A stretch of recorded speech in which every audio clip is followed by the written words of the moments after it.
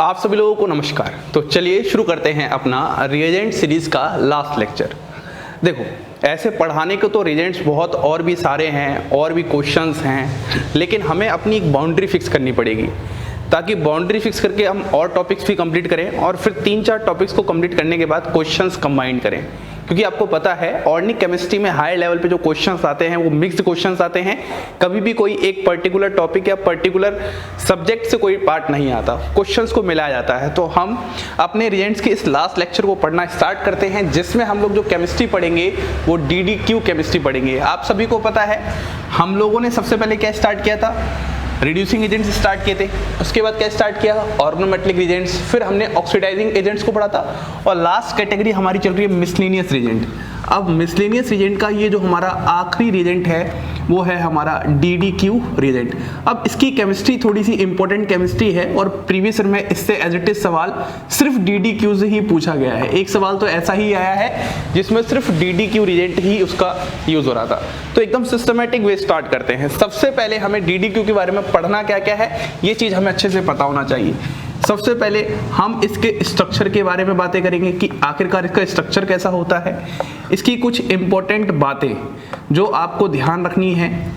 फिर हम पढ़ेंगे मैकेनिज्म, एक हम जनरल रिएक्शन ले लेंगे और उस जनरल रिएक्शन से रिगार्डिंग क्या पढ़ लेंगे, मैकेनिज्म पढ़ लेंगे। और फिर हम इसके बाद पढ़ेंगे एप्लीकेशन ऑफ DDQ कि आखिरकार जो DDQ है वो कहाँ कहाँ पर यूज होता है, किस तरीके से यूज होता है, इस पर बहुत ध्यान देना है हमें, ठीक है। और लास्ट में हम अपने प्रीवियस ईयर के क्वेश्चन देखने वाले हैं DDQ से रिलेटेड।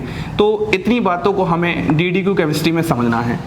अब अगर मैं सबसे पहले आपसे स्ट्रक्चर की रिगार्डिंग बातें करता हूं कि आखिरकार DDQ का स्ट्रक्चर क्या है, तो थोड़ा सा ध्यान दीजिएगा। यहाँ पर देखो स्ट्रक्चर आपके पास कुछ इस तरीके से, आपने साइक्लोहेक्सेन बनाया, यहाँ पर C double bond O, C double bond O और यहाँ पर डबल बॉन्ड है। इसको अगर आप जानते होगे तो इसको हम बोलते हैं बेंजोक्विनोन, ठीक है। अब यहाँ पर Cl लगाते हैं, यहाँ पर Cl लगाते हैं और यहाँ पर Cn लगाते हैं और यहाँ पर Cn लगाते हैं।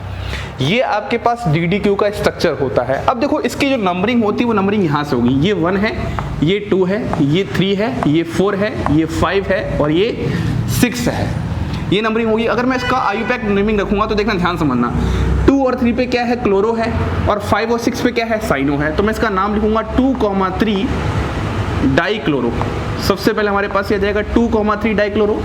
फिर क्या है हमारे पास 5,6 डाइसाइनो, 5,6 डाइसाइनो और लास्ट में क्या है आपके पास, ये क्यूनोन है, तो आप इसको लिख दोगे क्यूनोन।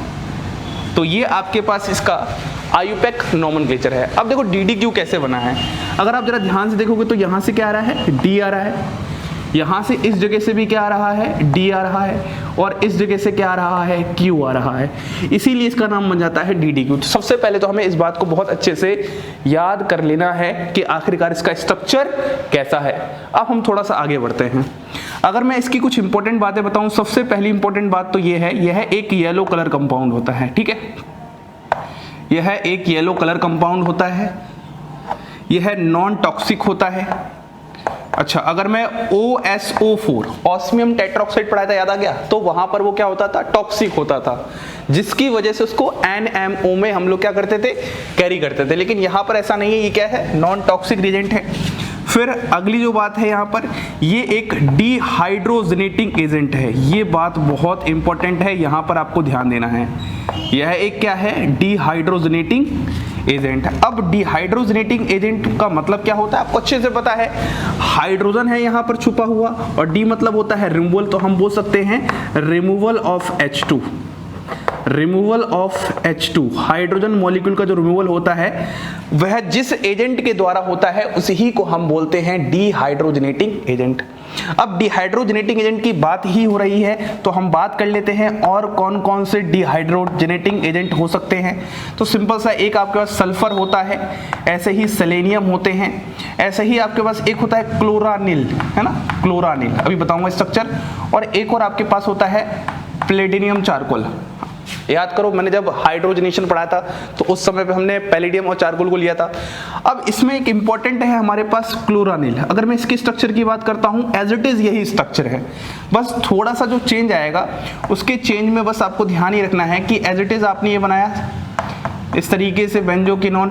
अब CN की जगह आपको क्या लगा देना है, सिर्फ Cl लगा देना है, बाकी सारी चीजें एज इट इज वही हैं। और यहाँ पर आपको नोट रखना है इस बात को कि जो DDQ होता है वो वेटर होता है देन क्लोरानिल। इस बात को आपको ध्यान रखना है। अगर हम डिहाइड्रोजनेटिक एजेंट की बात करते हैं तो DDQ एक बेटर डिहाइड्रोजनेटिक एजेंट है देन क्लोरानिल। ये बात समझ में आ रही है। अब इसकी एक जो सबसे ज़्यादा इंपॉर्टेंट बात आपको ध्यान रखनी है कि जो ट्रांसफर ऑफ हाइड्राइड होगा, मैकेनिज्म मैं समझाऊंगा तो आपको सारी बातें बताऊंगा। तो ट्रांसफर ऑफ हाइड्राइड ही हमारे पास क्या होता है, इसका RDS स्टेप होता है। ट्रांसफर ऑफ हाइड्रेट्स का क्या होता है, RDS स्टेप होता है। और इस ही बात पे आपकी पूरी की पूरी मैकेनिज्म डिपेंड होगी। और आप जो मैकेनिज्म से सीखोगे वो मैकेनिज्म से आप सिर्फ यही सीखोगे कि किस तरीके से ट्रांसफर ऑफ हाइड्राइड आपको वहां पर दिखाना है। देखो यार, कोई भी एक रिएजेंट होता है उसकी बहुत सारी रिएक्शंस होती हैं और ये कभी भी ऐसा पॉसिबल नहीं होता कि उसकी सारी रिएक्शंस को आप पढ़ सको। एक रिएजेंट 1000 तरीके के वर्क करेगा तो क्या आप 1000 रिएक्शंस पढ़ने वाले हो? नहीं। आप लोग जनरली क्या करते हो, मैकेनिज्म पढ़ते हो। और मैकेनिज्म क्यों पढ़ते हैं? ताकि हम उसके कॉन्सेप्ट्स को समझ जाएं, अच्छे से सीख जाएं, और अगर कुछ नया पार्ट आए तो उसमें हम अप्रोच कर सके। तभी तो एक लाइन में बोलता हूँ ना, हर बार एक लाइन बोलने का मतलब क्या होता है, एक बार सीख जाओ करना क्या होता है, फिर तो वही करना होता है जो हो रहा होता है। इस लाइन में ही पूरी ऑर्गेनिक केमिस्ट्री छुपी हुई है कि आप 1000 रिएक्शंस नहीं कर सकते है ना, मतलब पूरा समय 1000 रिएक्शंस पे दोगे, बाकी फिर क्या पढ़ोगे आप। इसलिए आप उसके मैकेनिज्म को सीखते हो, मैकेनिज्म से कुछ इंपॉर्टेंट बातें निकालते हो और उन्हीं बातों को दूसरी जगह अप्लाई करते हो। बात समझ में आ रही है? तो ये कुछ हो गया। अब एक और इंपॉर्टेंट पॉइंट अगर मैं बताऊं तो ये क्या करते हैं, ये सॉल्युबल होते हैं ऑर्गेनिक सॉल्वेंट में, सॉल्युबल इन ऑर्गेनिक सॉल्वेंट। इस बात को आप ध्यान रखना, अगर हम लोग ऑर्गेनिक सॉल्वेंट ना लें, वाटर ले लें, तो वाटर में ये डिकम्पोज हो जाते हैं। ऑर्गेनिक सॉल्वेंट बोले तो बहुत ही फेमस एग्जांपल है बेंजीन। बेंजीन को आप याद कर सकते हो, ऑर्गेनिक सॉल्वेंट होता है इस तरीके से, ठीक है। तो ये सारी आपकी बातें कुछ हो चुकी हैं। तो सबसे पहले हमने क्या पढ़ा, स्ट्रक्चर ऑफ DDQ, फिर हमने क्या पढ़ा, बातें हैं। अब हम लोग एक इंपॉर्टेंट इसकी रिएक्शन देखते हैं और उस रिएक्शन की मैकेनिज्म देखते हैं, ये किसकी तरह वर्क करता है, और फिर हम आ जाएंगे इसके एप्लीकेशन पार्ट पर। तो अब हम एक सबसे पहले इंपॉर्टेंट रोल ऑफ DDQ समझ लेते हैं एक एग्जाम्पल से। मैं यहाँ पर एक एग्जाम्पल नंबर 1 लेता हूँ, कुछ इस तरीके से हमारे पास यहाँ पर है, ठीक है। ये मैंने कुछ इस तरीके से यहाँ पर बनाया और सामने मैंने यहाँ पर क्या बना दिया, DDQ बना दिया। अब टेम्परेचर वगैरह सब मेंशन होगा, लेकिन मैं यहाँ पर सिर्फ सॉल्वेंट मेंशन कर देता हूँ, C6H6। तो C6H6 क्या दर्शा रहा है, सॉल्वेंट दर्शा रहा है। अब यहाँ पर जो आपके पास आंसर आता है वो आंसर कुछ आपके पास इस तरीके से आएगा। अब ध्यान से समझना मेरी बात को बहुत अच्छे से। ये आपके पास सबस्ट्रेट था, ये आपके पास रिएजेंट था और आपके पास प्रोडक्ट ही आया है। सिर्फ आप मुझे इतना बताओ कि सबस्ट्रेट और प्रोडक्ट को देखकर रिएजेंट क्या कर रहा है। आप मुझे सिर्फ इतना समझाओ कि सबस्ट्रेट को देख रहे हो आप, देख लिया, प्रोडक्ट को देख रहे हो आप, देख लिया, ये आखिरकार रिएजेंट कर क्या रहा है। तो आपको यहां से ये समझ में आ रहा है कि सर अगर इन दोनों के H हटा दिए जाए, इस तरीके से इन दोनों के H हटा दिए जाए तो यहां से H हटाकर हमारे पास क्या बन जाएगा, ये प्रोडक्ट बन जाएगा। तो इसका रोल क्या रहा है, रिमूवल ऑफ H2। और हमने अभी यही तो सीखा है कि DDQ का आखिरकार रोल क्या होता है, रिमूवल ऑफ H2। लेकिन कहानी कुछ और ही है, मैकेनिज्म हमें समझना है। H2 तो निकल रहा है, लेकिन कैसे निकल रहा है इसको हमें मैकेनिज्म से समझना है और एकदम सिस्टमैटिक वे में समझना है। तो सबसे पहले तो हमें यहाँ पर अपना कॉन्सेप्ट क्लियर होना चाहिए बहुत अच्छे से। कॉन्सेप्ट ये होता है कि जो भी हमारे पास एक्टिव H होते हैं उन एक्टिव H का क्या हो जाता है, ऑक्सीडेशन होता है या फिर ऑक्सीडाइज्ड हो जाते हैं, ठीक है। अब सवाल आ रहा है कि सर एक्टिव H से मतलब क्या है आपका, एक्टिव H से मतलब है मेरा या तो वहां पर एलाइलिक H मौजूद हो, एलाइलिक हाइड्रोजन मौजूद हो, या फिर वहां पर बेंजाइलिक हाइड्रोजन पक्का मौजूद ही मौजूद हो। इस बात को आपको ध्यान रखना है, क्योंकि इस सबस्ट्रेट में ये जो पोजीशन है ये विनाइलिक थी, ये वाले कार्बन, ये कार्बन क्या है विनाइलिक और ये कार्बन क्या है एलाइलिक, और इस एलाइलिक कार्बन पर क्या है हाइड्रोजन है। तो यहाँ पर आपके पास एलाइलिक हाइड्रोजन क्या है प्रेजेंट है, जिसकी वजह से ये रिएक्शन यहां से यहां हो पा रहा है। बात समझ में आ गई? ये मेन कॉन्सेप्ट है। अब इस कॉन्सेप्ट को ही मैं मैकेनिज्म में समझाता हूं कि आखिरकार मैं ये क्यों बोल रहा हूं। तो चलिए हम शुरू करते हैं मैकेनिज्म। देखो, मैकेनिज्म का सबसे पहला स्टेप ही आपका आरडीएस स्टेप होगा और रेट डिटरमाइनिंग स्टेप होगा। इसमें सबसे पहले आपने कुछ इस तरीके से बना दिया, ये लो, इस तरीके से आपने बनाया और आपने यहां पर एच को दर्शाया और यहां पर एरो पर आपने DDQ बना लो। DDQ बनाते हैं। DDQ दिखने में कैसा है? कुछ इस तरीके से है, डबल बॉन्ड O, यहाँ पर ऐसे Cl, यहाँ पर Cn और यहाँ पर Cn। अब जरा ध्यान से समझना, सबसे पहले स्टेप में यहाँ से हाइड्राइड का ट्रांसफर होता है इस ऑक्सीजन की तरफ। ये जो हुआ है, ये क्या हुआ है? हाइड्राइड ट्रांसफर हुआ है। और ये जो हाइड्राइड ट्रांसफर होता है यही आपका क्या कहलाता है? RDS step. तो मतलब जो पहला रिएक्शन है ये स्लोएस्ट स्टेप है और स्लोएस्ट स्टेप को ही हम बोलते हैं रेट डिटरमाइनिंग स्टेप। अगर इतनी बात समझ में आ चुकी है तो कहानी क्या बनेगी देखना, जैसे ही ये यहाँ जाएगा ये डबल बॉन्ड यहाँ शिफ्ट होगी, ये डबल बॉन्ड यहाँ शिफ्ट होगी और ये वाली बॉन्ड यहाँ शिफ्ट होगी। तो देखना ध्यान से क्या बन गया, आपके पास यहाँ पर कुछ ऐसी सी तस्वीर आ चुकी है। यहाँ पर क्या आ गया? पॉजिटिव, क्योंकि यहाँ से हाइड्राइड ट्रांसफर हुआ है और पॉजिटिव आने से अगर आप जरा ध्यान से देखोगे तो यहाँ पर कार्बोकैटायन बन चुका है। ये क्या बन चुका है? कार्बोकैटायन। प्लस साथ में क्या बना है? आपके पास DDQ रिएजेंट है इस तरीके से, देखो ध्यान से, DDQ रिएजेंट है। तो जब आपने यहाँ पर ऐसे बनाया तो यहाँ पर क्या आ गया? OH, इसके साथ यहाँ डबल बॉन्ड, यहाँ डबल बॉन्ड, यहाँ पर आ जाएगा O-, यहाँ डबल बॉन्ड था ही Cl, यहाँ पर आ जाएगा Cn और यहाँ पर आ जाएगा Cn। बात समझ में आ रही एकदम अच्छे से? कोई दिक्कत नहीं हो रही यहाँ तक? अब ये जो अगला स्टेप होगा, इस अगले स्टेप को करवाने से पहले मुझे एक बात बतानी है। जब भी दुनिया में कार्बोकैटायन बनता है तो कार्बोकैटायन के पास क्या होती है? शक्ति होती है और उस शक्ति का नाम होता है रीअरेंजमेंट। इस बात को नहीं भूलना है। कभी भी दुनिया में अगर कार्बोकैटायन बनता है तो उसके हमें रीअरेंजमेंट को सोचना है। अगर रीअरेंजमेंट हो रहा होगा तो करवाएंगे और नहीं हो रहा होगा तो उसके आगे हम रिएक्शंस को कन्वर्ट कर देंगे। तो अब जरा ध्यान से देखना, क्या यहाँ पर रीअरेंजमेंट करवाने की जरूरत है? बिल्कुल भी नहीं, क्योंकि बनने वाला कार्बोकैटायन स्टेबल ज्यादा नहीं बनने वाला। हमेशा रीअरेंजमेंट कब करवाते हैं? जब बनने वाला कार्बोकैटायन ज्यादा स्टेबल बने। बात समझ में आ रही एकदम अच्छे से? तो कहीं ना कहीं इस हाइड्राइड का ट्रांसफर होने का जो ड्राइविंग फोर्स है वो क्या है? इसका रेजोनेटिंग स्टेबलाइजेशन होना। एलाइलिक और बेंजाइलिक पोजीशन पर क्या हो रहा है? रेजोनेंस हो रहा है। तो यही इसका आरडीएस स्टेप कहला रहा है। अगर इतनी बात आपको समझ में आ चुकी है तो अब अगले स्टेप में देखना कहानी क्या होती है। अगले स्टेप में कहानी ऐसी होगी, यहाँ पर आपके पास क्या है? H मौजूद है। पहले आपने एरो इस तरीके से किया था, अब देखना ध्यान से, ये O- क्या कर लेगा? इस H को खींच ले जाएगा तो ये इलेक्ट्रॉन्स यहाँ शिफ्ट हो जाएंगे और इलेक्ट्रॉन्स अगर यहाँ पर शिफ्ट हो जाएंगे तो आपके पास तस्वीर कुछ ऐसी सी आ जाएगी। बात समझ में आ गई? अगर तस्वीर कुछ ऐसी सी आ जाएगी तो अब मुझे ये बताना यहाँ पर क्या बन जाएगा? यहाँ पर आपके पास बन जाएगा डबल बॉन्ड, यहाँ पर OH, यहाँ पर OH, यहाँ पर Cl, यहाँ पर Cl, यहाँ पर Cn और यहाँ पर Cn। ये बन गया आपके पास। कुछ समझ में आया? तो अब आप देखो प्रोडक्ट आखिरकार बना कैसे। तो अगर मैं ओवरऑल बात करता हूं नोट में कि आखिरकार हुआ क्या है हमारे पास, यहाँ पर सबसे पहले स्टेप में क्या हुआ है? हाइड्राइड निकला है और स्टेप 2 में क्या हुआ है? H+ निकला है। और हाइड्राइड और H+ निकलने से हम क्या बोल सकते हैं? H2 का रिमूवल हुआ है। दिस इज द कहानी जो हमें मैकेनिज्म से ही समझ में आ रही है। हमें यहाँ ये तो समझ में आ रहा था कि रिमूवल ऑफ H2 हो रहा था, लेकिन ये समझ में नहीं आ रहा था कि कैसे हुआ। तो इस तरीके से हुआ। अब अगर मैं यहाँ से कुछ कॉन्सेप्ट अपना डेवलप करवाऊँ क्वेश्चंस करवाने के लिए, तो कॉन्सेप्ट सिंपल सा ऐसा होता है, यदि आप 1 इक्विवेलेंट DDQ ले लो, 1 इक्विवेलेंट DDQ ले लिया आपने, यहाँ पर 1 इक्विवेलेंट DDQ लिया तो 1 इक्विवेलेंट DDQ से क्या हो गया? वहां पर 1 इक्विवेलेंट H2 का रिमूवल हुआ, 1 इक्विवेलेंट H2 का रिमूवल हुआ और 1 H2 इक्विवेलेंट के रिमूवल से वहां पर क्या देखने को मिला? पाई बॉन्ड का फॉर्मेशन हुआ। तो हम बोलेंगे 1 इक्विवेलेंट पाई बॉन्ड फॉर्म्ड, या आप ऐसे बोल सकते हो 1 पाई बॉन्ड फॉर्म्ड। क्या आपको बात समझ में आ रही है?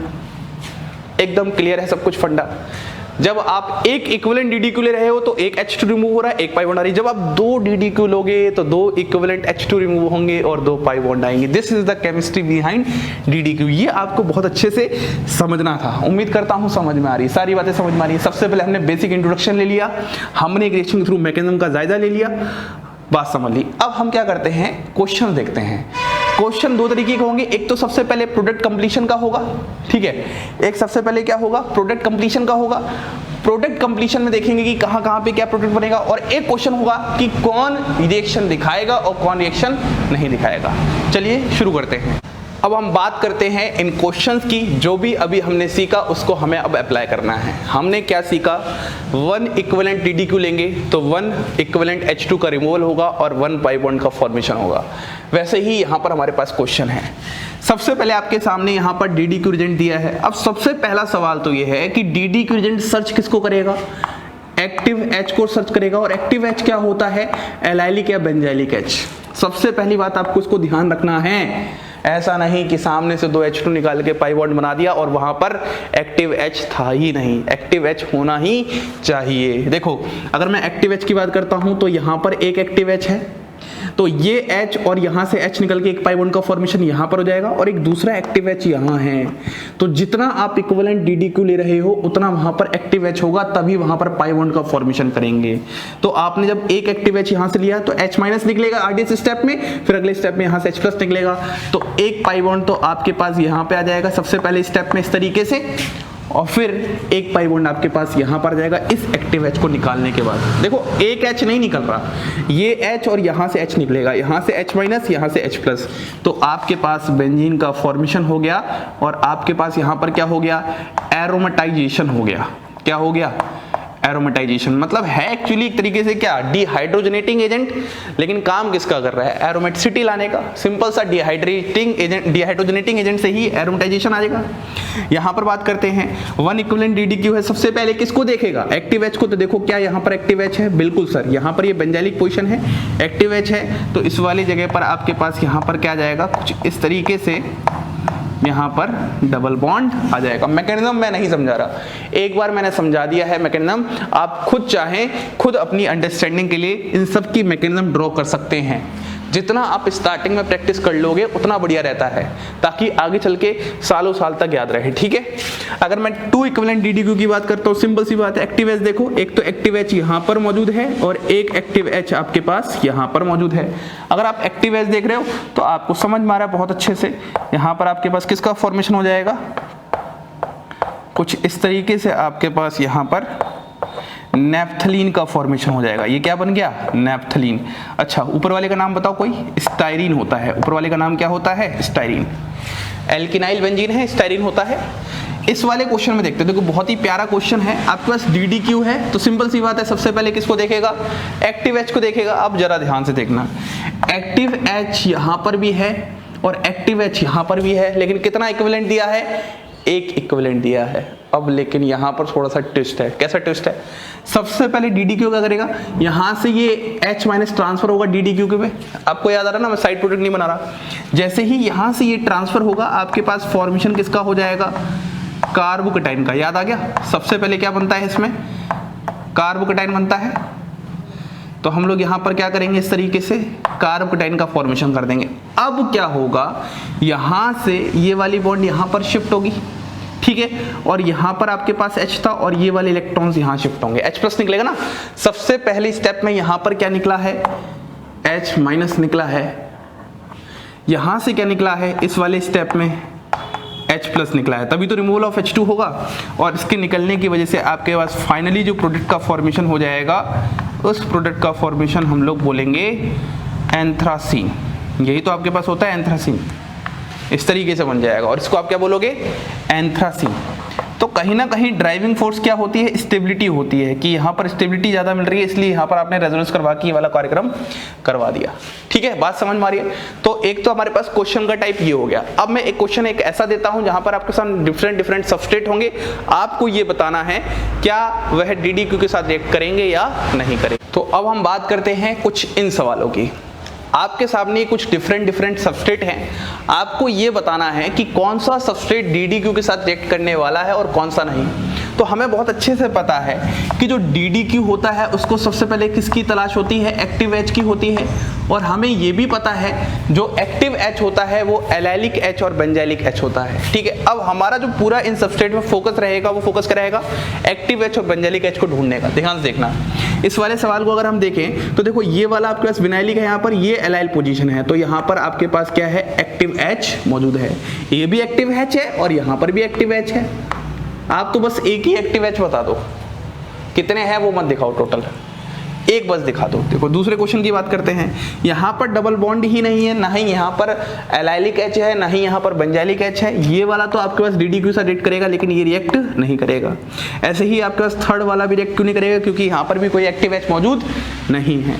इस सवाल की बात करते हैं, देखो इस सवाल में जरा ध्यान से देखो, यहाँ पर आपके पास ये वाला जो H है वो क्या है, एक्टिव H है, एकदम अच्छे से याद आ रहा है। अगर ये एक्टिव H है तो इस वाले में आपके पास ये वाला भी रिएक्शन बहुत अच्छे से दिखाने वाला है। अगर मैं फिफ्थ वाले सवाल की बात करता हूँ तो यहाँ पर डबल बॉन्ड, तो देखो यहाँ पर भी आपके पास एक्टिव H है, यहाँ पर भी आपके पास एक्टिव H है, दोनों ही एक्टिव H है। अगर ये दोनों ही एक्टिव H हैं, इसका मतलब मैं आराम से बोल सकता हूँ यहाँ पर भी आपके पास रिएक्शन दिखाने वाला। मतलब सिंपल सी बात यही है, सिंपल सा कॉन्सेप्ट यही है कि आपको एलाइलिक H और बेंजाइलिक H को पहचानना है बस। अगर इतना पहचानना नहीं आता तो बेसिक केमिस्ट्री सीखो आप सबसे पहले।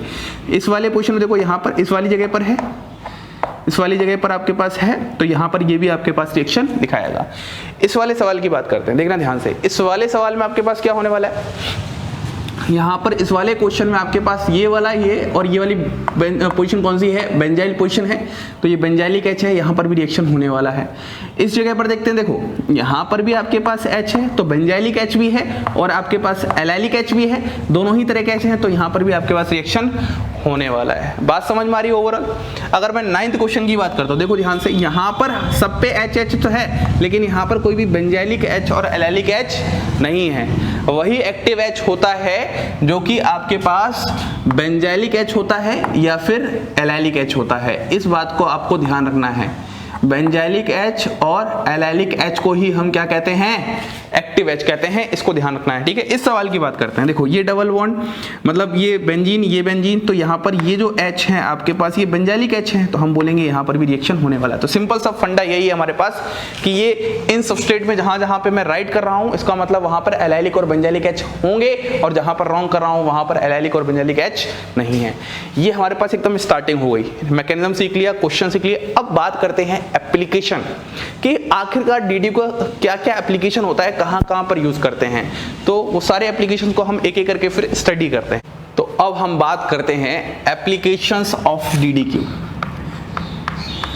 एप्लीकेशंस ऑफ DDQ में हमारे पास सबसे पहला एप्लीकेशन तो हमने समझ ही लिया है, dehydrogenation, removal of H2 molecule, इसी को हम बोलते हैं डिहाइड्रोजनेशन। ये तो हमारे पास क्या है, सबसे पहला एप्लीकेशन है और आसान एप्लीकेशन तो हमने सीख चुका है। दूसरा जो एप्लीकेशन होता है वो होता है डिहाइड्रोजनेटिव साइक्लाइजेशन। अब डिहाइड्रोजनेटिव का मतलब ये H2 निकलना होता है और H2 निकलते हुए वहां पर क्या हो जाए, साइक्लाइजेशन हो जाए, मतलब साइक्लिक कंपाउंड का फॉर्मेशन हो जाए। तीसरा होता है आपके पास क्वासी एरोमेटिक कंपाउंड फॉर्मेशन, वहां पर होता है क्वासी एरोमेटिक कंपाउंड फॉर्मेशन। अब हम सीखेंगे कि आखिरकार क्वासी एरोमेटिक कंपाउंड्स क्या होते हैं और फॉर्म कैसे होते हैं। उसके बाद फोर्थ है हमारे पास ऑक्सीडेशन ऑफ एल्कोहल। ये एल्कोहल का क्या करवाता है, ऑक्सीडेशन भी करवाता है। फिफ्थ है हमारे पास इंसर्जन ऑफ ऑक्सीजन, ऑक्सीजन को इंसर्ट भी करता है, इंसर्जन ऑफ ऑक्सीजन। और सिक्स्थ वाला जो पार्ट है वो बहुत ही इंपॉर्टेंट पार्ट है और यहीं से प्रीवियस ईयर नेट में क्वेश्चन भी आया है, डी प्रोटेक्शन केमिस्ट्री। ये डी प्रोटेक्ट भी करता है, ठीक है, एल्कोहल में जो होता है उसको डी प्रोटेक्ट करता है। तो सबसे पहले हम एक बार फिर से स्टार्ट कर लेते हैं वही डिहाइड्रोजनेशन से। हमने पढ़ तो चुका है लेकिन अब हम एक क्वेश्चन और कर लेते हैं ताकि आपका कॉन्सेप्ट और अच्छा हो जाए। तो देखो, अगर मैं डिहाइड्रोजनेशन का क्वेश्चंस की बात करता हूं तो बहुत ही एक सिंपल सा मैं क्वेश्चन दूंगा, आपको ट्राई करना है। क्वेश्चन आपके पास कुछ ऐसा होने वाला है, यहाँ पर ये आपके पास क्या है, बेंजीन है, यहाँ पर आपके पास Me है, यहाँ पर आपके पास Me है, ठीक है, और यहाँ पर आपके पास क्या है, 2 इक्विवेलेंट DDQ। टेम्परेचर वगैरह मेंशन होगा वहां पर एजेंट में, घबराना नहीं है। टेम्परेचर अगर दे दे कि इसमें नई चीज क्या गई है, एक्चुअली मतलब हाई लेवल पे केमिस्ट्री में डराते हैं, इसके साथ और भी कुछ पता नहीं क्या क्या फलाना ढिमकाना लिख देगा, रिफ्लेक्स लिख देगा, समझ में आज तक नहीं आया, समझना भी नहीं आज तक कभी, ठीक है, ये हो गया। अब यहाँ पर जो आंसर आता है इसका, वो आंसर कुछ ऐसा आएगा, ये तो बेंजीन एज इट इज ऐसा ही रहेगा, और यहाँ पर देखना आंसर कैसे आएगा, Me यहाँ और Me यहाँ। बहुत ही बेहतरीन क्वेश्चन है ये वाला, इस क्वेश्चन को आपको ट्राई करना है। तो देखो इस क्वेश्चन को समझाने के लिए मैं सीधा इसके मैकेनिज्म में जाता हूँ कि आखिरकार यहाँ से ये बना कैसे है। ठीक है, स्टार्ट करते हैं। सबसे पहले स्टेप में क्या होने वाला है, सबसे पहले स्टेप में अगर मान लो मैं यहाँ पर DDQ ले लेता हूँ, मैं ऐसे ही शॉर्ट फॉर्म में लिख रहा हूँ DDQ को। ठीक है, अगर मैं DDQ लेता हूँ तो सबसे पहले स्टेप में यहाँ पर आपके पास H है, तो यहाँ से क्या होगा, हाइड्राइड शिफ्ट होगा। क्या होगा, हाइड्राइड शिफ्ट। जब यहाँ से आपके पास हाइड्राइड शिफ्ट होगा तो आपके पास यहाँ पर कैसा फॉर्मेशन हो जाएगा, आपके पास यहाँ पर कुछ ऐसा सा फॉर्मेशन हो जाएगा। यहाँ पर Me है, यहाँ पर Me है, ठीक है, और यहाँ पर आपके पास आ जाएगा प्लस। अब आपको अगले स्टेप में पता ही है कि आपके इस वाले पार्ट में क्या आ चुका होगा, O- आ चुका होगा। वो O- क्या कर देगा, इस H+ को ले जाएगा, और H+ को ले जाने के बाद आपके पास यहाँ पर कुछ ऐसा सा फॉर्मेशन हो जाएगा। देखो मैकेनिज्म पहली वाली आप एकदम अच्छे से सीख जाओ, फिर तो ये वाली मैकेनिज्म कुछ भी नहीं है, बहुत ही सरल मैकेनिज्म है ये वाली तो फिर भी। ठीक है, ये वाली बात समझ में आ गई। अब देखो ध्यान से मैं क्या करवाने वाला हूँ। फिर आपने DDQ लिया, ये तो एक इक्विवेलेंट का काम खत्म हो गया, यहाँ पर एक H2 रिमूव कर दिया, एक पाई बॉन्ड का फॉर्मेशन हो गया। जब आपने फिर DDQ लिया तो यहाँ पर आपके पास क्या है, H है, यहाँ से फिर हाइड्राइड ट्रांसफर हुआ, और फिर हाइड्राइड ट्रांसफर होने से क्या हो जाएगा, यहाँ पर जरा ध्यान से देखना, ये वाला एज इट इज ऐसा रहेगा, यहाँ पर ऐसे ऐसे, यहाँ पर आ जाएगा Me, यहाँ पर आ जाएगा Me, ये डबल बॉन्ड ऐसे, और यहाँ पर पॉजिटिव। अब मैंने बोला था जब भी कार्बोकेटाइन बनता है तो आपको रीअरेंजमेंट के बारे में सोचना है। क्या यहाँ पर रीअरेंजमेंट होगा, आप बोलोगे बिल्कुल सर, क्योंकि जैसे ही आप मिथाइल ग्रुप का शिफ्टिंग करवाओगे, आपने क्या करवा दिया, रीअरेंजमेंट करवा दिया। क्या करवा दिया आपने, रीअरेंजमेंट करवा दिया। तो आप जैसे ही मिथाइल ग्रुप की शिफ्टिंग करवाओगे तो आपके पास फॉर्मेशन कुछ ऐसा सा हो जाएगा। देखना ध्यान से, इस तरीके से, यहाँ पर Me, यहाँ पर Me, ये double bond as it is. अगर आपने यहाँ से Me लेके गए तो यहाँ पर वैलेंसी खाली हो गई है, तो यहाँ पर पॉजिटिव आ गया। और फिर अगले स्टेप में आपके पास यहाँ पर क्या होगा, ये जो H मौजूद था वो H दोबारा से ले लिया जाएगा और यहाँ पर इस तरीके से डबल बॉन्ड बना देगा, और फाइनल प्रोडक्ट आपका ये आ जाएगा। कुछ समझ में आया? अब आप सोचोगे सर ये हमें कैसे पता चलेगा, हम कैसे कर पाएंगे? आधे लोग तो स्टार्टिंग में खो गए होंगे, 2 Me ग्रुप एक ही कार्बन पे लगे हैं, यहाँ पर 2 अलग अलग लगा दिए हैं। यही तो ऑर्गेनिक केमिस्ट्री है। जब तक कुछ उसमें चेंज ना किया गया हो, इंटरेस्टिंग सा ना आए, तब तक ऑर्गेनिक केमिस्ट्री का सवाल भी ऐसे अधूरा सा होता है। अगर इतना ही आसान होता फिर क्या दिक्कत थी? ठीक है, तो ये बहुत ही सिंपल कॉन्सेप्ट है। बस आपको ये जो क्वेश्चन करवाया है इस बात को ध्यान में रखने के लिए करवाया है, इस बात को ध्यान में रखना है कि हमारे पास कार्बोकेटाइन का रीअरेंजमेंट होता है और उसको हमें करवाना ही है। ठीक है, इस बात को आपको ध्यान रखना है। ठीक है, ये ओवरऑल बात होगी। तो हमने सबसे पहले क्या पढ़ लिया, डिहाइड्रोजनेशन पढ़ लिया। अब हम बात करते हैं डिहाइड्रोजनेटिव साइक्लाइजेशन के। तो अब हम बात कर लेते हैं अपने सेकंड एप्लीकेशन की, डिहाइड्रोजनेटिव साइक्लाइजेशन। देखो बहुत ही सरल है ये। इसमें क्या है, आपके पास सबसे पहले आपके पास DDQ है, तो DDQ क्या पहचानेगा, क्या ढूंढेगा, एक्टिव H ढूंढेगा, और आपके पास यहाँ पर क्या है, एक्टिव H है। तो सबसे पहले यहाँ से हाइड्राइड ट्रांसफर होगा इस तरफ। जब आप यहाँ पर हाइड्राइड ट्रांसफर करवाओगे तो आपके पास यहाँ पर क्या बन जाएगा, आपके पास यहाँ पर आ जाएगा OH, और यहाँ पर कुछ ऐसा सा बन जाएगा, यहाँ पॉजिटिव, यहाँ ऐसे, और इस तरीके से बन जाएगा। अब जरा ध्यान से समझना, यहाँ पर इस तरीके से आपके पास क्या होगा, इसका रेजोनेंस होगा। तो आप थोड़ा सा इसको ऐसे बना दो, रेजोनेटिव की स्ट्रक्चर ड्रॉ कर रहे हो आप, तो आप थोड़ा सा इसको इस तरीके से बना सकते हो। यहाँ पर आपके पास OH रहेगा ही, और यहाँ पर डबल बॉन्ड, और यहाँ पर आपके पास क्या आ जाएगा, Me, और यहाँ पर आपके पास क्या आ जाएगा, Me, और यहाँ पर पॉजिटिव।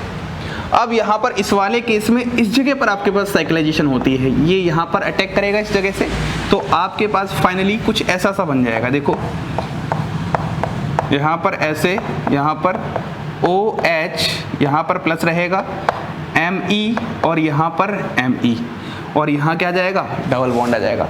अब ये जो H है यहाँ पर इलेक्ट्रोनेगेटिव एलिमेंट पे लगा है, तो ये किसके द्वारा निकाल जाएगा, DDQ पे जो माइनस आएगा।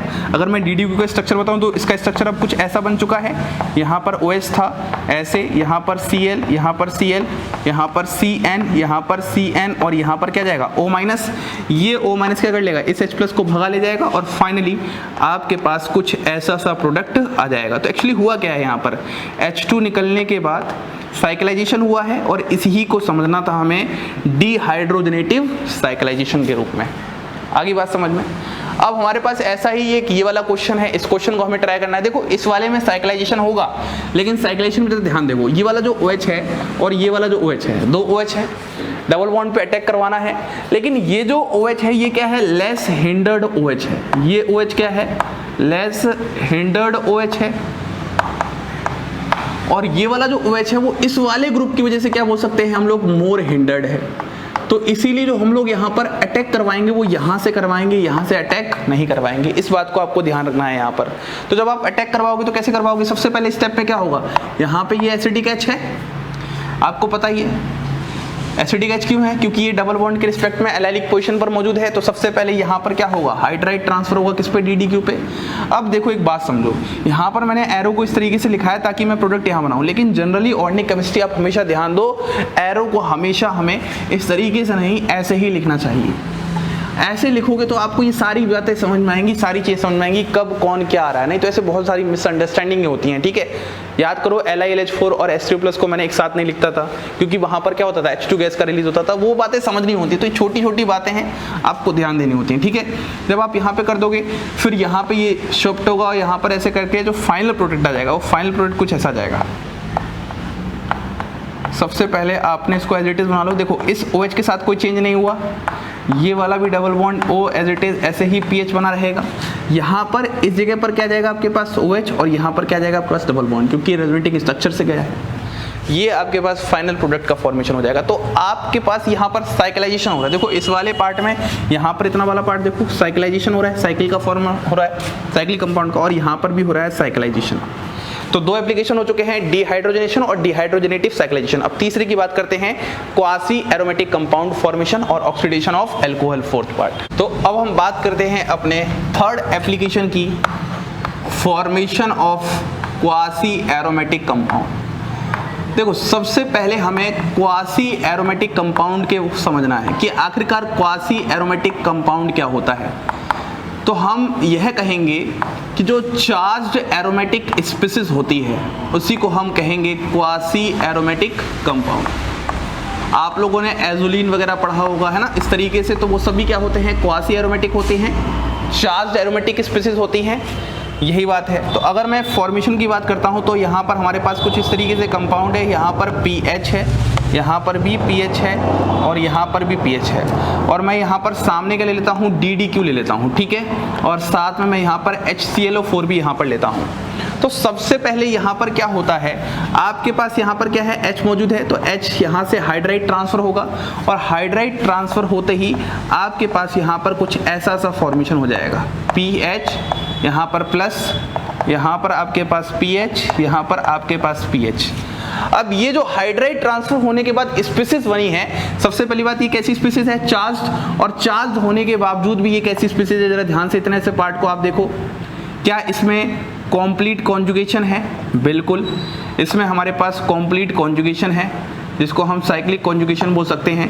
क्या ये प्लेनर है? बिल्कुल, है ना। हमारे पास एरोमेटिक का क्या कॉन्सेप्ट होता था, कंप्लीट कॉन्जुगेशन, प्लेनर, और हकल्स रूल को क्या ये फॉलो कर रहा है? तो देखो ये हकल्स रूल को भी फॉलो कर रहा है। इसमें कितने पाई इलेक्ट्रॉन सिस्टम है, 2 पाई इलेक्ट्रॉन सिस्टम है, तो ये हकल्स रूल को भी फॉलो कर रहा है। तो हम बोल सकते हैं ये चार्ज्ड है और ऊपर से एरोमेटिक है, तो ये हमारे पास चार्ज्ड एरोमेटिक स्पीसीज है, तो इसी का नाम होता है क्वासी एरोमेटिक कंपाउंड। और यहाँ पर इसके काउंटर आयन के रूप में आ जाएगा ClO4-। यहाँ से देखो ना, ध्यान से, यहाँ से देखो, यहाँ से H- निकला है और यहाँ से H+, और यहाँ पर क्या होगा, ClO4- होगा इस जगह से। तो आपके पास यहाँ पर ये ClO4- इसकी क्या रहेगा, काउंटर आयन के रूप में कहता है। तो हमारे पास यहाँ पर हो जाएगा क्वासी एरोमेटिक कंपाउंड्स का फॉर्मेशन। बात समझ में आ रही है किस तरीके से हो रहा है? सबसे पहला स्टेप ही सबसे ज़्यादा इंपॉर्टेंट था, हाइड्राइड का ट्रांसफर होना, ठीक है। इसकी ड्राइविंग फोर्स क्या है? और आपको पता है कोई भी एरोमेटिक स्पीसीज होती है वो बहुत ज़्यादा स्टेबलाइजेशन शो करती है, यही इसका कहीं ना कहीं ड्राइविंग फोर्स भी रहा है। फोर्थ वाला जो पार्ट है वो आपके पास है ऑक्सीडेशन ऑफ एल्कोहल। फोर्थ वाला पार्ट है ऑक्सीडेशन ऑफ एल्कोहल।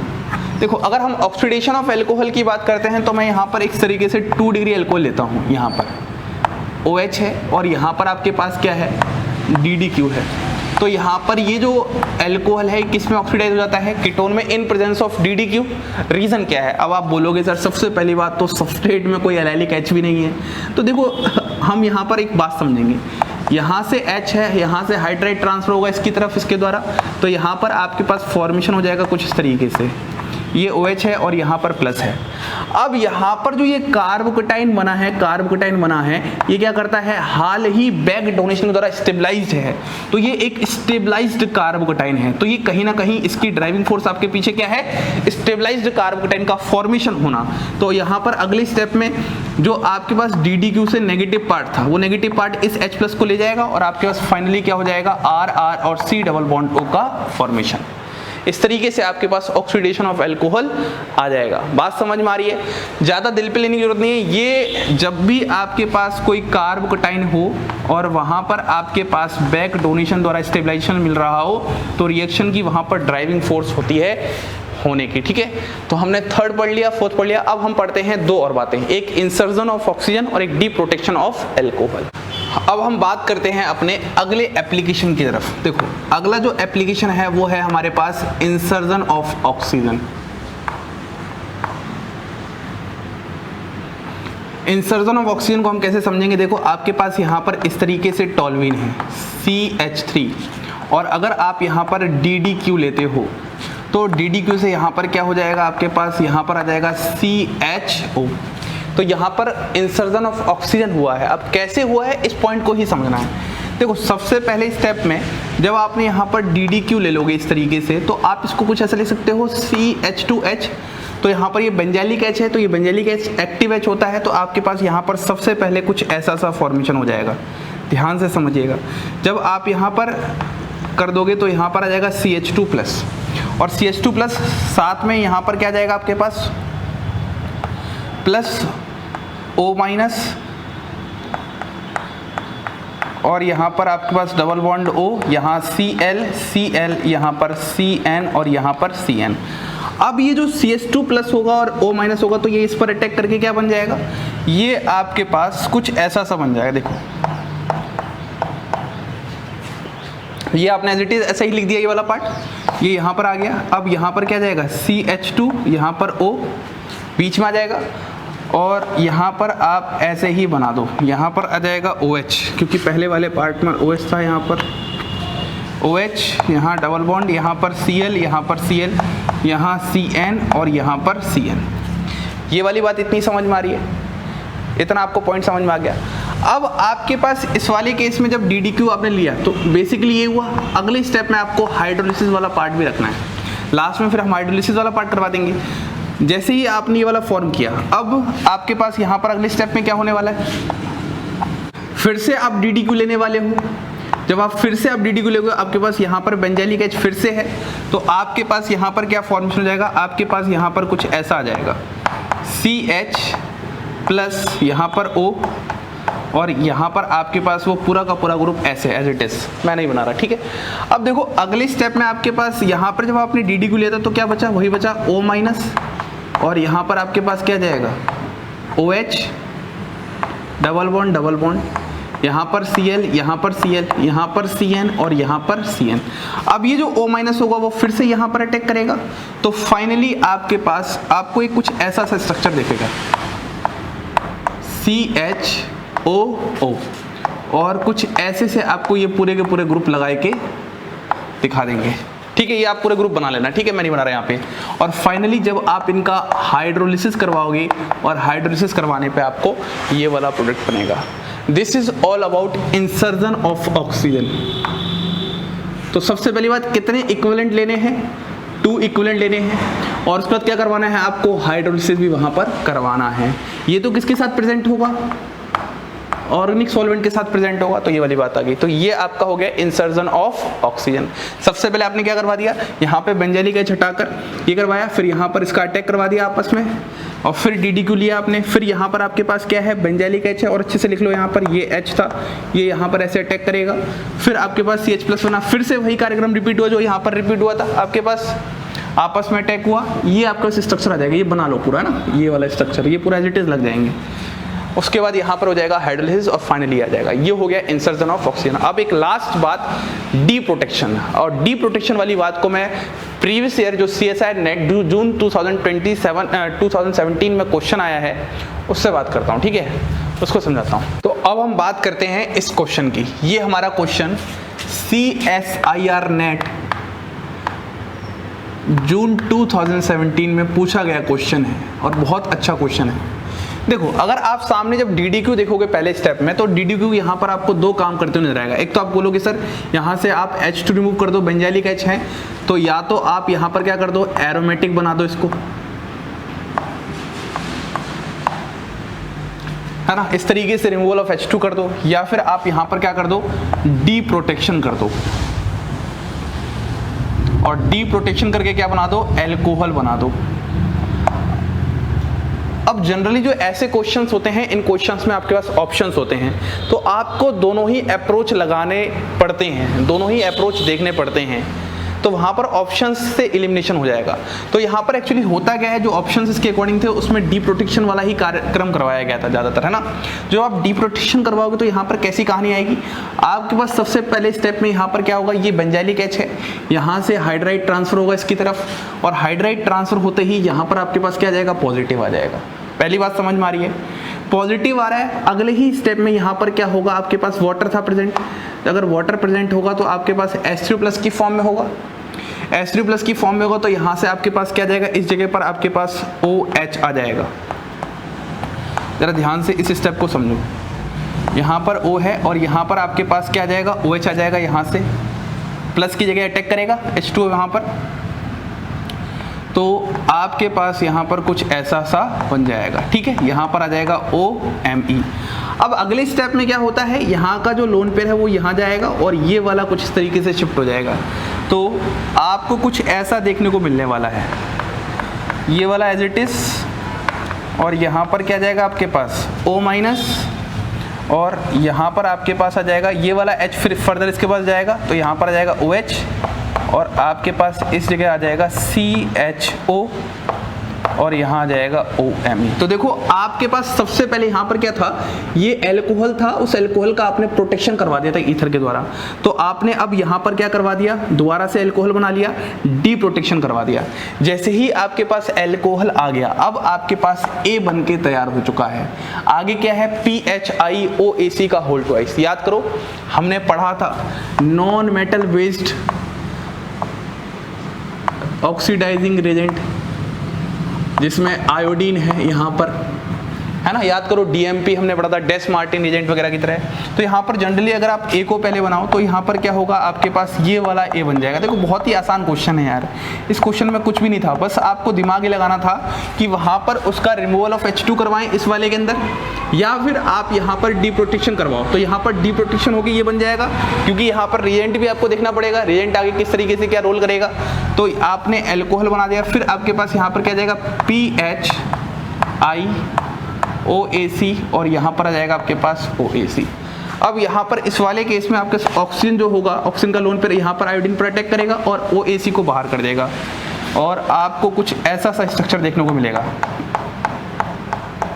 यहाँ पर O, यहाँ पर H+, और यहाँ आ जाएगा I, और यहाँ आ जाएगा PH, और यहाँ आ जाएगा आपके पास OAC। इतनी बात समझ में आ गई। अब इस H+ को आप निकाल दो, इसका आना और जाना दिल पे नहीं लेना, एज इट इज ऐसे ही आ जाएगा, इसको हटा दो यहाँ से। तो अब देखो अगले स्टेप में आपके पास क्या है, MEOH है, एज अ न्यूक्लियोफाइल है। तो होता क्या है, यहाँ से ये डबल बॉन्ड यहाँ शिफ्ट होता है और ये पूरा बाहर निकल जाएगा। अब पॉजिटिव कहाँ आ रहा है, इस जगह आ रहा है। अब यहाँ पर आपको थोड़ा सा ध्यान देना है। देखो सबसे पहले स्टेप में तो हमने ये वाली सारी बातें सीख चुकी हैं। हमने यहाँ से हाइड्राइड ट्रांसफ़र करवाया, यहाँ पर पॉजिटिव आया, फिर उसका क्या होगा, डी प्रोटेक्शन के लिए वाटर मौजूद होगा, तो हमने यहाँ पर OH लाया, ये ऑक्सीजन का लोन पर यहाँ गया, इस तरीके से आपके पास ये अल्कोहल बन गया। ये बात आपको सबको समझ में आ रही है।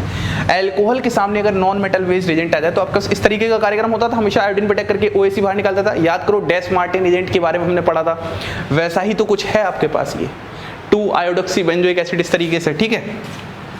इस वाले केस में बन गया। अब पॉजिटिव आपके पास यहाँ आ रहा है तो न्यूक्लियोफाइल यहाँ पर भी अटैक कर सकता है, ये डबल बॉन्ड यहाँ शिफ्ट होगा तो यहाँ पर भी पॉजिटिव आएगा, न्यूक्लियोफाइल यहाँ पर भी अटैक कर सकता है, और डबल बॉन्ड यहाँ शिफ्ट होगा तो पॉजिटिव यहाँ आ रहा है, न्यूक्लियोफाइल यहाँ पर भी अटैक कर सकता है। लेकिन सवाल आ रहा है कि तीनों में पॉजिटिव ज्यादा स्टेबलाइज कहाँ होगा, तो जरा ध्यान देखो, इस वाले पॉजिटिव पे अगर आप ध्यान देखोगे तो यहाँ से भी स्टेबलाइज हो रहा है और यहाँ से भी स्टेबलाइज हो रहा है, तो हम बोलेंगे यहाँ पर जो MEOH है वो इस जगह अटैक करेगा, और जब इस जगह अटैक करेगा तो फाइनल प्रोडक्ट जो आपके पास आ जाएगा, देखो यहाँ पर आपने OMe लगा दिया, यहाँ डबल बॉन्ड इस तरीके से, और यहाँ पर आ जाएगा आपके पास डबल बॉन्ड इस तरीके से, आपके पास ये फाइनल आंसर हो जाएगा। तो आपके पास जो ऑप्शंस थे उसमें एक ऑप्शन में ये और ये दोनों क्या थे, साथ थे, और यही आपके पास आंसर हो जाएगा। देखो क्वेश्चन कितना भी हार्ड क्यों ना हो, आपको बस स्टार्टिंग में रोल पता होना चाहिए अच्छे से कि क्या होने वाला है। फिर हमने ये तो पढ़ा था, तो ये रिएजेंट के मिक्सिंग के ही तो क्वेश्चन है। ऐसे हम बहुत सारे क्वेश्चंस आगे चल के प्रैक्टिस करेंगे, अभी नहीं, अभी मुझे नेम रिएक्शन स्टार्ट करना है बहुत अच्छे तरीके से। हम लोगों ने भी क्या कर दिया, रिएजेंट्स को पूरा खत्म कर दिया, मतलब ये सब कुछ खत्म है, अब बस आखिरी लेक्चर था हमारा ये। रिएजेंट्स हमारा यहाँ पर कंप्लीट है, फिनिश है, सारी बातें जितनी मुझे बतानी थी सब समझा दी हैं। अब सुनो, आप कहीं और से देखने की जगह आप सबसे पहले जो मैंने पढ़ाया है, आपने इतना जो समय दिया है, इतने सारे लेक्चर देखे हैं, उनको रिवाइज करो, उन नोट्स को दोबारा से रिवाइज करो, और वहीं पर छोटा छोटा शॉर्ट नोट्स बनाओ, वहीं पर लिखा हुआ, कोई अलग से शॉर्ट नोट नहीं बनाने होते हैं, उस पेज पर ही वहाँ पर थोड़ी थोड़ी इंपॉर्टेंट बातें लिखो जो आप बार बार भूल जा रहे हो, ताकि आप फिर से जब रिवाइज करो तो वो आपके सामने हाईलाइट हों, ये बातें हम भूल रहे हैं, इन बातों को ध्यान रखना है। और आप रिजेंट्स इस नेक्स्ट वीक में सिर्फ रिजेंट्स ही रिवाइज करो, जितना आप रिजेंट्स को रिवाइज करोगे उतनी ऑर्डिनरी केमिस्ट्री बहुत अच्छी होगी, इस बात को ध्यान रखो। आप ऑर्डिनरी केमिस्ट्री सीखने से बहुत ही पास में हो, बहुत ही पास में, ज़्यादा दूर नहीं हो, अगर बहुत ही पास में हो तो बस रिजेंट्स पे ध्यान दो बहुत अच्छे से, जो पढ़ाया जो सिखाया एज इट इज छपा होना चाहिए दिमाग में। मैं बोलूँ शार्पलेस एसिमेट्रिक इपॉक्सीडेशन क्या होता है, दिमाग में आ जाना चाहिए, शार्पलेस एसिमेट्रिक डाइहाइड्रोजिलेशन क्या होता है, दिमाग में आ जाना चाहिए, सारी बातें एज इट इज दिमाग में चलती रहनी चाहिए। देखो ये वाला जो रिजल्ट आया था, आधे लोगों को पता भी नहीं होगा कि हमने पढ़ा हुआ है, आधे सोच रहे होंगे सर पता नहीं कौन सा पढ़ा दिया। यही तो प्रैक्टिस होती है यार, कि आपको याद होना चाहिए कि हमने क्या क्या पढ़ लिया, कैसे कैसे पढ़ लिया, बाकी कुछ नहीं है। कुछ नया आएगा तो उसको कहीं कॉपी पर नोट कर दो। अब जो मैं नेम रिएक्शन स्टार्ट करने जा रहा हूँ उसको रिएजेंट्स के बाद ही स्टार्ट मत कर दो, जगह छोड़ो। फ्यूचर में मैं और भी रिएजेंट्स ऐड करवाऊंगा और भी बहुत इंपॉर्टेंट बातें बताऊंगा, अभी हमारा इतना काफ़ी है। तो आप हो सके तो नई कॉपी पर ही बनाओ, रिएजेंट्स वाली कॉपी छोड़ दो, पेज खराब नहीं होंगे, टेंशन मत लो यार आप लोग, है ना। क्वेश्चन भी तो करवाने हैं बहुत सारे, प्रैक्टिस करनी है। तो आप नेम रिएक्शन की एकदम नई कॉपी बनाओ, और बहुत ही धमाकेदार लेक्चर आने वाला है। आज शाम को फाइनली मैं अपलोड कर दूंगा, ये लेक्चर अभी दिन में मैं अपलोड कर दूंगा, दिन में अपलोड जाएगा, और आज शाम को नेम रिएक्शन, और हो सके जितना मैक्सिमम हो सके शेयर और लाइक करना, मज़ा आने वाला है उस लेक्चर में।